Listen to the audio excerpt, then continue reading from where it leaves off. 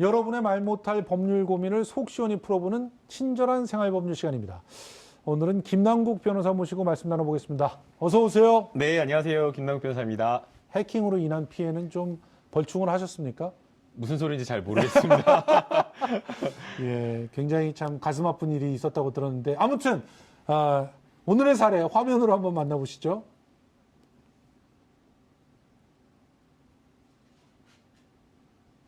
드론 비행 연습하다 나무에 드론이 걸렸어요. 좀 꺼내주세요.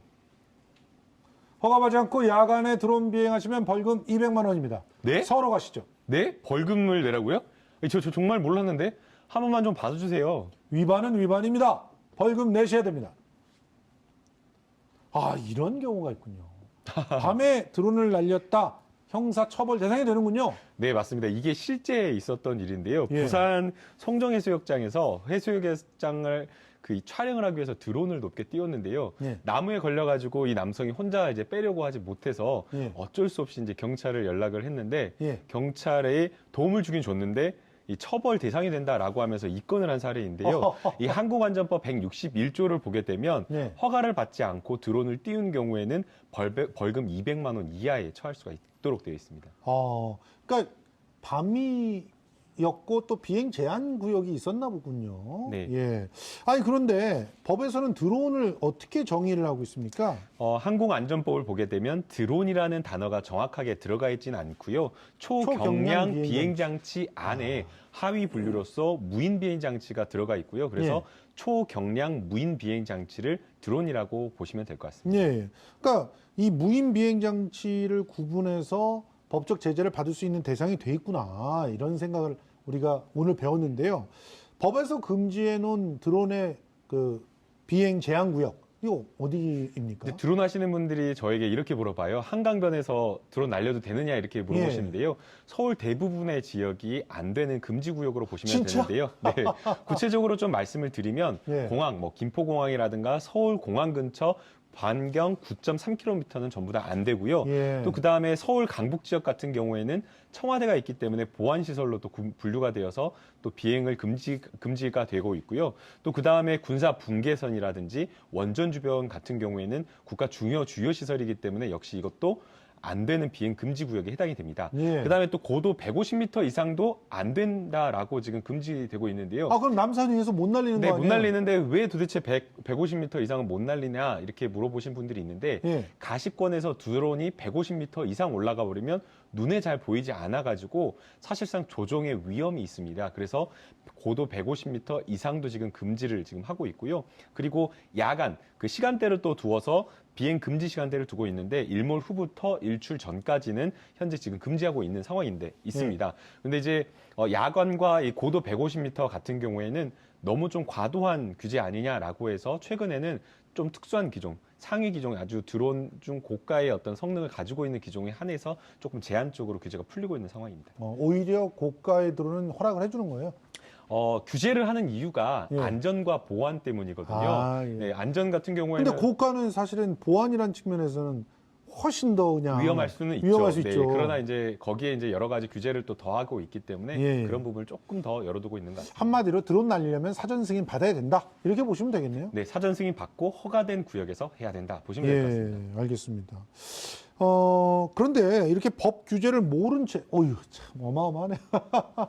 그러니까 다 비행 장소가 아니에요. 이런 데는 전부 다 사전 승인을 받아야 된다는 얘기인데 법 규제를 모른 채 드론을 날리다가 처벌받은 사람들 꽤 많아지지 않았습니까? 꽤 많아졌죠. 네, 그래서 실제 처벌받은 사례를 보게 되면요. 2013년도에는 4건이었고요.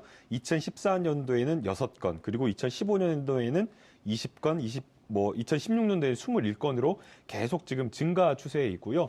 대부분 다 이렇게 드론을 그냥 허가된 장소가 아닌 곳에서 이렇게 드론을 띄웠다가 걸리신 경우이고요. 그다음에 이제 항상 이렇게 입건을 하고 나서 벌금을 부과하려고 하는 이야기가 나는 안 되는 줄 몰랐다. 허용 금지 구역인 줄 몰랐다. 시간인 줄 몰랐다라고 이렇게 말씀하시는 경우가 있는데 서울에도 그렇고 전국에 드론 전용 비행장이 있습니다. 그래서 가급적이면 먼저 사전에 허가를 받고 하시고 만약 허가받지 않는 드론을 어떤 비행을 하고 싶다라고 하시면 허가된 구역 내에서만 하시는 게 좋습니다.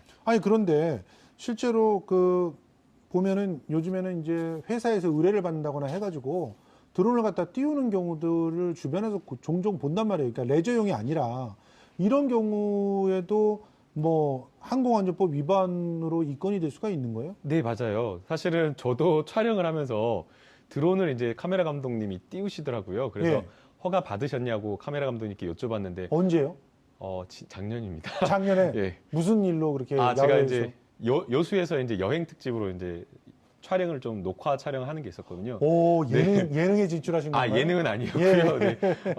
여수에 이제 관광 산업을 좀 들여다보는 프로그램이었는데, 아. 그거를 촬영하는데 이제 드론을 띄우는데 전문적으로 촬영하시는 드론 감독님께서도 그 사실을 모르시더라고요. 아. 예, 그리고 실제 아까 말씀하신 앵커께서 말씀하신 대로 여러 기업들에서 회사의 전경이라든가 예, 예. 아니면 이런 것들을 많이 찍는데 이것이 사전 승인이라든가 허가가 필요한 것인 줄을 모르고 그냥 마음대로 이렇게 하시는 경우가 있는데 이거 전부 다 이 허가가 필요한 사항이고요. 아니, 입건된 경우도 있나요? 입건 진짜? 경우도 상당히 많습니다. 그리고 아. 심지어 입건된 경우뿐만 아니라 이 드론이라고 하는 게 비행 시간이 굉장히 길 것 같지만 고가의 드론 장비 같은 경우에는 뭐 비행 시간이 20분인 것이 있지만 대부분은 굉장히 짧습니다. 10분이나 15분밖에 되지 않아 가지고 아. 상공에서 날아다니다가 떨어지면. 추락해가지고 차량에 떨어져가지고 큰 사고로 이어질 뻔한 사례까지 있었기 때문에 예. 굉장히 위험하다고 봐야 될 것 같습니다. 야, 진짜 이런 상황들이라면 정말 드론에 대해서 조심을 해야 되겠다는 생각이 드네요.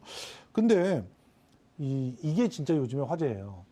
드론을 가지고 몰카를 찍는 사람들이 그렇게 많아졌다면서요. 네, 맞습니다. 그 드론을 하시는 분들이 드론을 날려서 조종하는 그런 어떤 즐거움도 많이 가지신 분들이 있지만 사실 드론 또 활용하는 게 카메라 촬영 때문에 많이 예. 사용하는 경우가 많습니다. 그런데 가정 아파트라든가 아니면 여름 같은 경우 되면 해수욕장 근처에 인근 아파트나 빌라에서 드론을 띄워가지고 몰카, 사람들에게 뭔가 성적 수치심을 느끼게 하는 그런 것들을 몰래 이렇게 드론으로 촬영하는 경우가 있는데요. 예. 부산이나 강원도에서 이렇게 드론으로 촬영해가지고 처벌되는 경우가 있는데 이 경우에는 이 항공안전법이 아니라 성폭력 처벌 특별법에 의해서 5년 이하 또는 1,000만 원 이하의 벌금에 처해질 수 있고요. 예. 또 이것이 계속해서 반복적으로 된다라고 하면 성범죄이기 때문에 본인의 신상 정보가 이 수사기관에 또 등록되어서 또 공개까지 될 수 있는 굉장히 중한 범죄입니다. 아니, 그런데 드론 아까 150m 이상도 날릴 수 있다고 했는데 실제로 누가 어떻게 조종하고 있는지 어떻게 알아요? 근데 이제 뭐 카메라 뻑하면 북에서 왔다 그런 식으로 해버리잖아요. 그런데 이제 카메라 성능이 제한돼 있습니다. 그래서 예. 이제 고성능의 카메라라고 하더라도 사람을 찍을 정도가 되려면 어느 정도 한 20m, 15m 정도, 그러니까 눈으로 확인할 수 있는 그 거리에 있기 때문에 예. 충분히 카메라로 이렇게 확인을 할 수가 있고요. 찍는지 예. 안 찍는지 확인을 할 수가 있고요. 그 다음에 이제 결국에는 이 드론이 나중에 이제 다 찍고 돌아갈 때에는 조종하는 사람한테로 회수가 되기 때문에 예. 마지막에 날아가는 장소를 확인하면 누가 이제 촬영했는지를 찾을 수가 있습니다. 아, 그렇군요. 네. 야, 이 신종 범죄라고밖에 할 수 없을 것 같은데 드론으로 이제 몰카를 찍어서 배포를 하게 되면 아주 엄중한 그런 처벌을 받는다는 사실까지 알았습니다. 자, 마지막으로 오늘 사례를 한 줄로 딱 정리를 해주신다면요. 드론 마음대로 날릴 수 있는 거 아니고요. 네. 허가를 먼저 사전에 받으시고 전용 비행장에서 날리시는 게 필요합니다. 예, 오늘 이렇게 명쾌하게 김남국 변호사와 함께 살펴봤습니다. 고생하셨습니다. 감사합니다.